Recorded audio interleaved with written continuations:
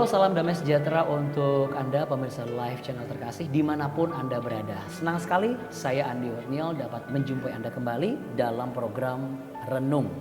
Dan kali ini telah hadir bersama dengan kita Romo Andreas Atawolo OFM atau yang akrab dipanggil sebagai Romo Andre. Shalom Romo, apa kabar? Shalom, kabar baik. Kabar baik ya, puji Tuhan. Nah, pemirsa live channel terkasih, sebelum kita mulai perenungan hari ini bersama dengan Romo Andre, kita akan mulai dengan doa pembuka tentu saja yang akan dipimpin langsung oleh beliau. Silakan Romo. Saudari dan saudara sekalian, mari kita mengawali permenungan kita dengan doa. Dalam nama Bapa dan Putra dan Roh Kudus. Amin. Ya Tuhan, kami bersyukur kepadamu karena Engkau telah lahir bagi kami. Engkau adalah terang yang datang untuk menyelamatkan kami, menghalau kegelapan hati kami. Engkau menampakkan diri kepada kami. Kami bersyukur atas semua itu. Kami memohon kepadamu pada kesempatan ini, terangilah hati kami, terangilah pikiran kami, agar kami mampu merenungkan sabda yang Engkau berikan kepada kami, yang adalah Engkau sendiri. Dan semoga sabda yang kami renungkan ini pada akhirnya membawa buah dalam kehidupan kami, dalam tugas pelayanan kami. Kami mohon ini ya Tuhan, demi Kristus Tuhan dan Juru Selamat kami. Amin. Amin. Dalam nama Bapa dan Putra dan Roh Kudus. Amin. Ya, pemirsa live channel terkasih, doa sudah kita lakukan. Hal berikutnya sebelum kita merenungkan sesuatu yang bisa bermanfaat untuk kita adalah pembacaan Injil yang terambil dalam Injil Matius. Mari kita mulai bersama. Tuhan sertamu dan sertamu juga. Inilah Injil suci Tuhan kita Yesus Kristus menurut Santo Matius. Dimuliakanlah Tuhan. Pada waktu itu Yesus datang dari Galilea ke Sungai Yordan, menjumpai Yohanes minta dibaptis. Tetapi Yohanes mencegah dia, katanya, "Akulah yang perlu dibaptis olehmu, dan engkau yang datang kepadaku?" Lalu Yesus menjawab, katanya kepadanya, "Biarlah hal itu terjadi, karena demikianlah sepatutnya kita menggenapkan seluruh kehendak Allah." Dan Yohanes pun menurutinya. Sesudah dibaptis, Yesus segera keluar dari air, dan pada waktu itu juga langit terbuka. Dan ia melihat Roh Allah seperti burung merpati turun ke atasnya.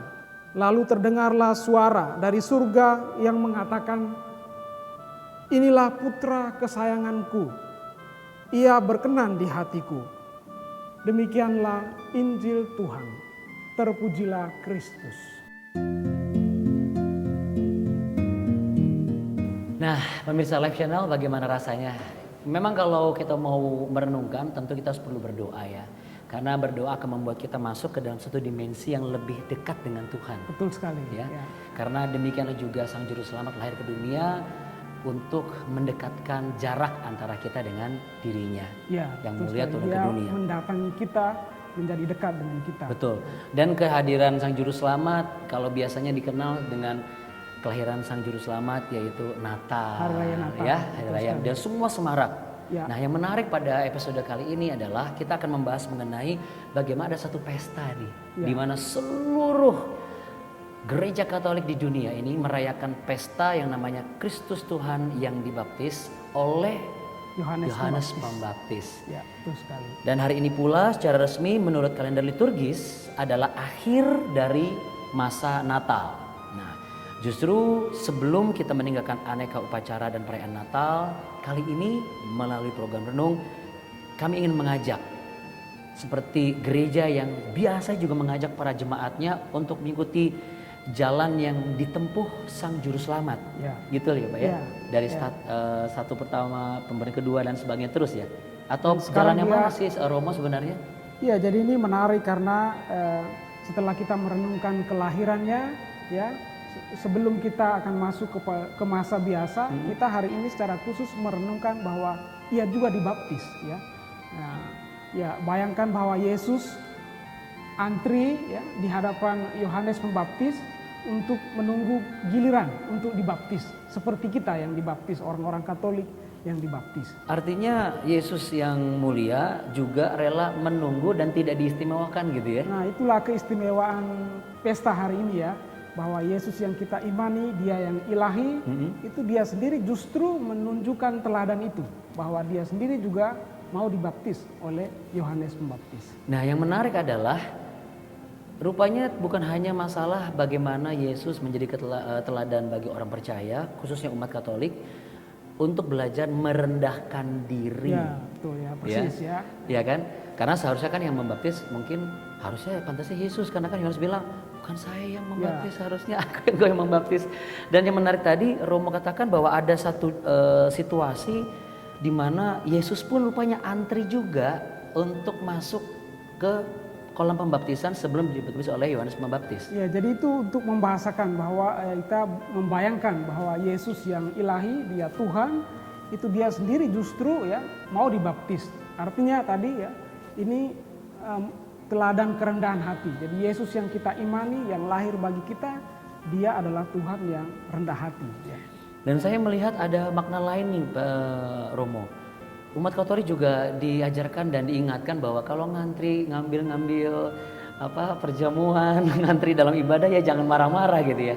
Ya, betul sekali, tentu saja. Jangan dorong-dorongan atau apa gitu ya. Ya. Karena memang itu membutuhkan satu kerendahan hati ketika kita sedang dalam masa-masa ini hak saya, tetapi masih ada orang di depan gitu.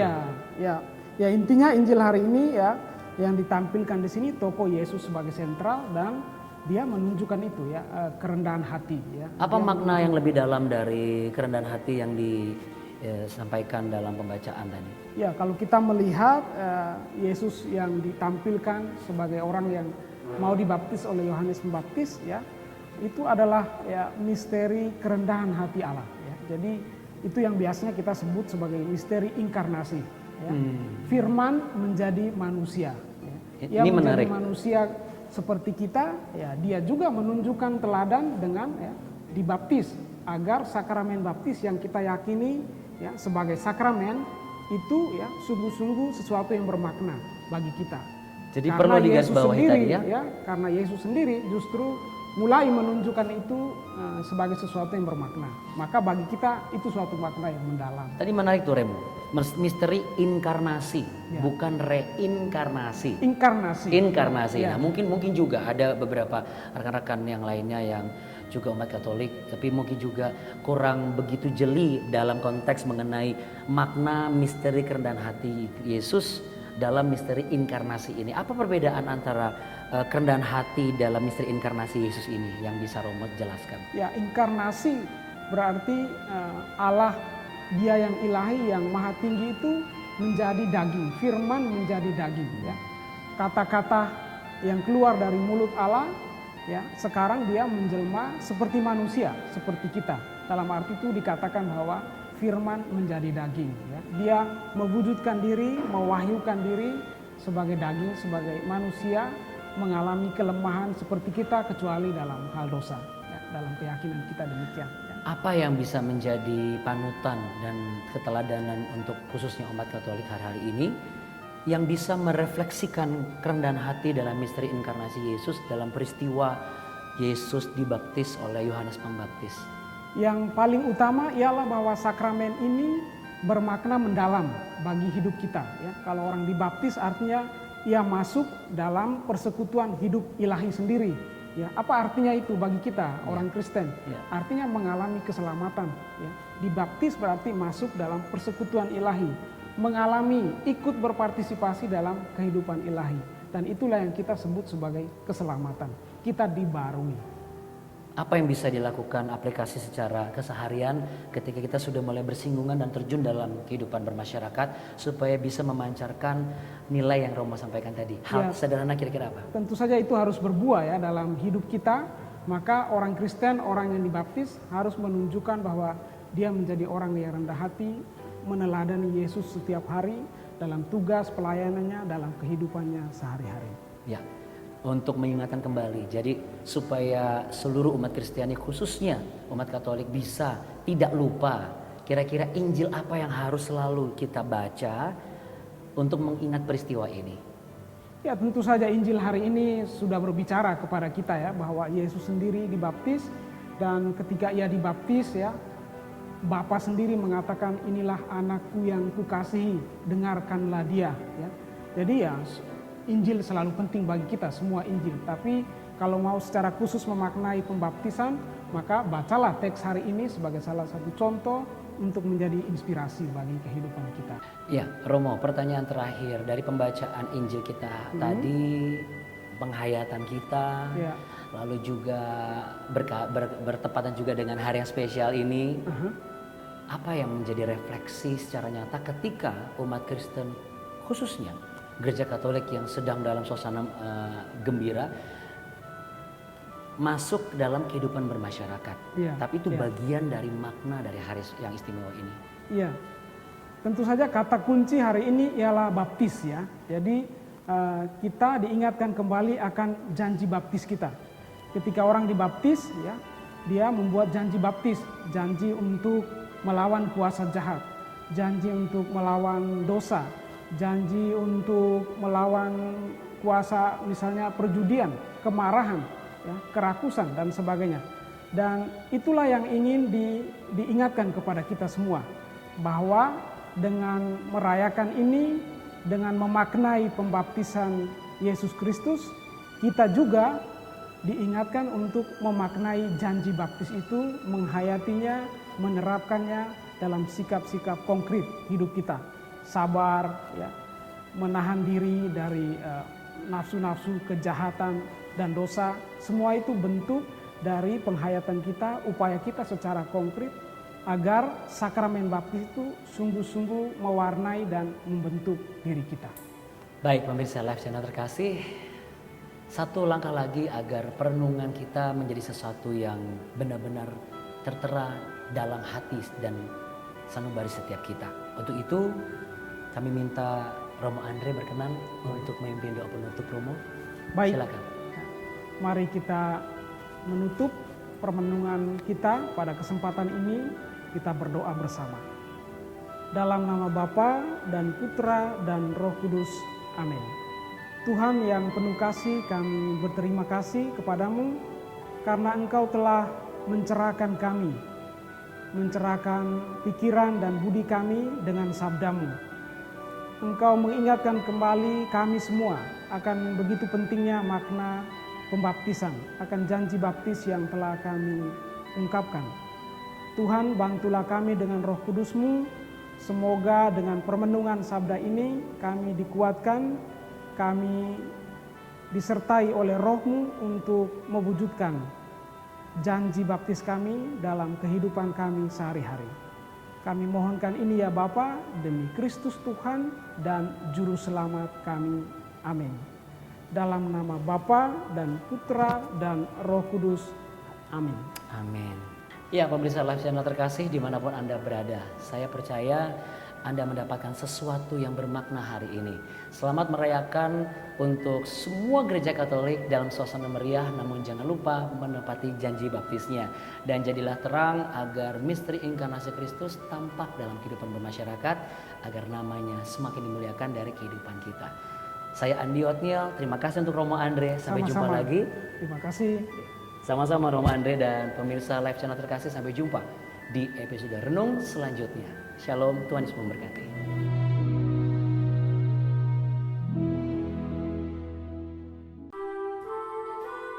Kami menyanyi lagu yang asing, sambil membawa sembahan kami. Kami menyanyi lagu yang asing, sambil membawa sembahan kami.